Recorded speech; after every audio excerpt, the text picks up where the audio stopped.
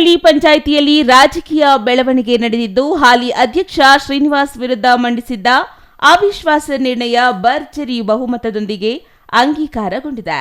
ಕಳೆದ ಡಿಸೆಂಬರ್ 20ರಂದು ಪಂಚಾಯಿತಿಯ 12 ಸದಸ್ಯರು ಅಧ್ಯಕ್ಷರ ವಿರುದ್ಧ ಅಸಮಾಧಾನ ವ್ಯಕ್ತಪಡಿಸಿ ಕೋಲಾರ ಉಪವಿಭಾಗಾಧಿಕಾರಿಗಳಿಗೆ ಅವಿಶ್ವಾಸ ನಿರ್ಣಯ ಕೈಗೊಳ್ಳುವಂತೆ ಮನವಿ ಸಲ್ಲಿಸಿದ್ರು. ಈ ಮನವಿ ಪುರಸ್ಕರಿಸಿದ ಅಧಿಕಾರಿಗಳು ಇಂದು ಮುಂಜಾನೆ 11 ಗಂಟೆಗೆ ವಿಶೇಷ ಸಭೆ ನಿಗದಿಪಡಿಸಿದ್ರು. ತಾರೀಕು ಚಲ್ದಿಗಾನಹಳ್ಳಿ ಗ್ರಾಮ ಪಂಚಾಯತಿನಲ್ಲಿ ಅವಿಶ್ವಾಸ ನಿರ್ಣಯನ ಪರ್ಯಾಲೋಚನೆ ಮಾಡಲಿಕ್ಕೋಸ್ಕರ ಸಭೆಯನ್ನು ನಿಗದಿಪಡಿಸಿದ್ವಿ 11 ಗಂಟೆಗೆ. 20ನೇ ತಾರೀಕು ಡಿಸೆಂಬರ್ ಈ ಪಂಚಾಯಿತಿಯ 12 ಜನ ಸದಸ್ಯರು ಇವಾಗಿರುವ ಅಧ್ಯಕ್ಷರಾದ ಶ್ರೀನಿವಾಸ್ ಅವರ ಮೇಲೆ ಅವಿಶ್ವಾಸ ನಿರ್ಣಯವನ್ನು ಮಂಡಿಸಿ ಅರ್ಜಿಯನ್ನು ಸಲ್ಲಿಸಿದ್ರು. ಅದರ ಪ್ರಕಾರ ಇಂದು ಸಭೆ ನಿಗದಿಯಾಗಿತ್ತು. ಸಭೆಯನ್ನು 11 ಗಂಟೆಗೆ ಪ್ರಾರಂಭ ಮಾಡಲಾಯಿತು.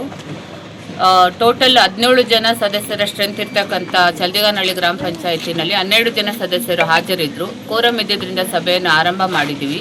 ಶ್ರೀನಿವಾಸಪುರ ತಾಲೂಕಿನ ಚಲ್ದಿಗಾನಹಳ್ಳಿ ಗ್ರಾಮ ಪಂಚಾಯಿತಿಯಲ್ಲಿ ಒಟ್ಟು 17 ಸದಸ್ಯ ಬಲ ಹೊಂದಿದ್ದು ಇಂದಿನ ನಿರ್ಣಾಯಕ ಸಭೆಯಲ್ಲಿ 12 ಸದಸ್ಯರು ಹಾಜರಿದ್ದು ಎಲ್ಲರೂ ಹಾಲಿ ಅಧ್ಯಕ್ಷ ಶ್ರೀನಿವಾಸ್ ವಿರುದ್ಧವಾಗಿ ಮತ ಚಲಾಯಿಸಿದ್ರು.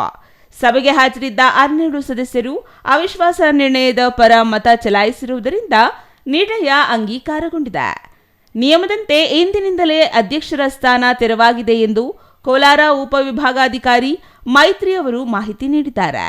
ಈ ಬೆಳವಣಿಗೆಯಿಂದಾಗಿ ಚಲ್ದಿಗಾನಹಳ್ಳಿ ಗ್ರಾಮ ಪಂಚಾಯಿತಿಯಲ್ಲಿ ಮುಂದಿನ ಅಧ್ಯಕ್ಷರ ಆಯ್ಕೆಯ ಪ್ರಕ್ರಿಯೆ ಕುತೂಹಲ ಕೆರಳಿಸಿದೆ. Chandrashekar, CTV news, Srinivaspur.